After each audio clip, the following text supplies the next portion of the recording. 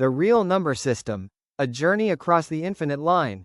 In today's lesson, we begin our journey into the fascinating world of real numbers.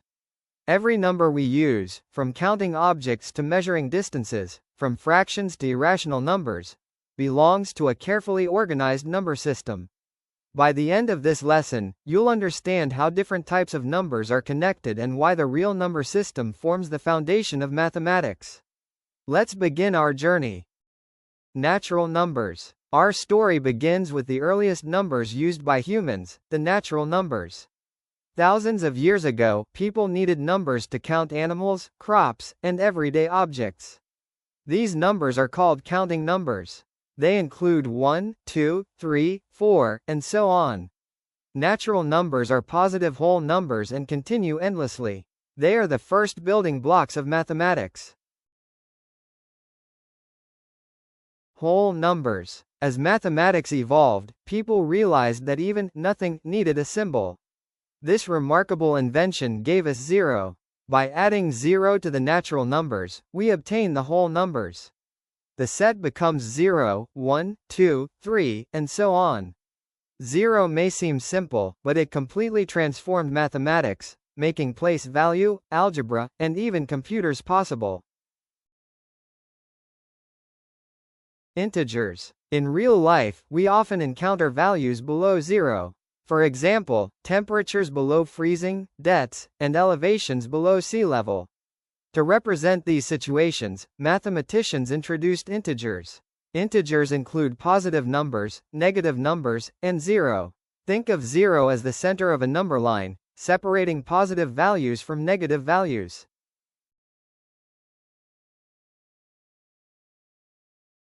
Rational numbers. Next come rational numbers. A rational number can always be written as a fraction p by q, where q is not equal to 0. This includes all integers, terminating decimals, and repeating decimals. For example, 1/4 equals 0.25, which terminates. 1/3 equals 0.333 and continues forever with a repeating pattern. Both are rational numbers. Irrational numbers. Now let's explore a different category. Some numbers cannot be expressed as fractions. These are called irrational numbers. Their decimal expansions never end and never repeat. Examples include pi, whose value begins as 3.14159, and square roots of non-perfect squares such as root 2, root 3, and root 5. Another famous irrational number is Euler's number, represented by the letter E. The complete picture of real numbers. When we combine all rational and irrational numbers, we obtain the real number system. Every point on the number line represents a real number. Whether it is a whole number, a fraction, or an irrational value, every number has its own unique place. Real numbers help us describe measurements, distances, temperatures, scientific calculations, and countless real-world situations. Number hierarchy. Let's understand the relationship among these number sets. Natural numbers are contained within whole numbers. Whole numbers are contained within integers. Integers are contained within rational numbers. Rational numbers and irrational numbers together make up the set of real numbers. This hierarchy helps us classify every number correctly. Classification table. Let's practice identifying different types of numbers. The number 2 is natural, whole, integer, rational, and real. 0 is whole, integer, rational, and real, but not natural. -7 is an integer, rational, and real. 5/8 is rational and real. Pi and root 2 are irrational and real. Remember, every real number belongs to exactly one of the two categories, rational or irrational.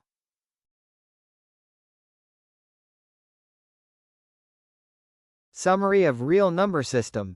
Our journey has taken us from simple counting numbers to the complete real number system. Natural numbers help us count. Whole numbers introduce 0. Integers extend the number line into negative values. Rational numbers include fractions and repeating decimals. Irrational numbers describe values that never repeat. Together, they form the real number system, which is used throughout mathematics, science, engineering, and technology.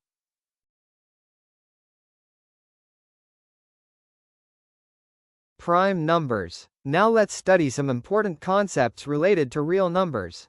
A prime number is a natural number greater than 1 that has exactly two factors, 1 and itself. Examples include 2, 3, 5, 7, and 11.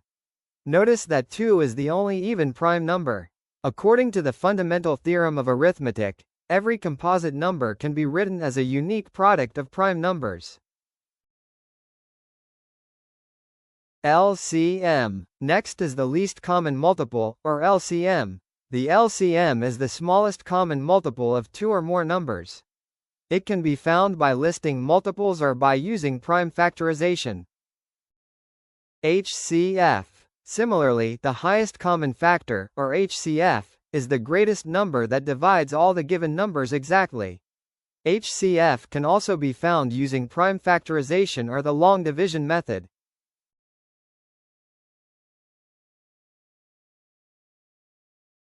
Proof that square root 3 is irrational. Finally, let us understand why the square root of 3 is irrational. We begin by assuming the opposite, that root 3 is a rational number. This means it can be written as a fraction a by b in its simplest form. After squaring both sides, we obtain the equation a squared equals 3 times b squared. This tells us that a must be divisible by 3. Proof that square root 3 is irrational. Continued, substituting this back into the equation shows that b must also be divisible by 3. But if both a and b are divisible by 3, then the fraction was not in its simplest form. This contradicts our original assumption. Therefore, our assumption is false. Hence, the square root of 3 is an irrational number. Let's recap today's lesson. We explored the evolution of numbers, from natural numbers to whole numbers, integers, rational numbers, irrational numbers, and finally the real number system. We also learned about prime numbers, the fundamental theorem of arithmetic, LCM, HCF, and the proof that the square root of 3 is irrational. Understanding the real number system gives us a strong foundation for all future topics in mathematics. Thank you for watching, and happy learning.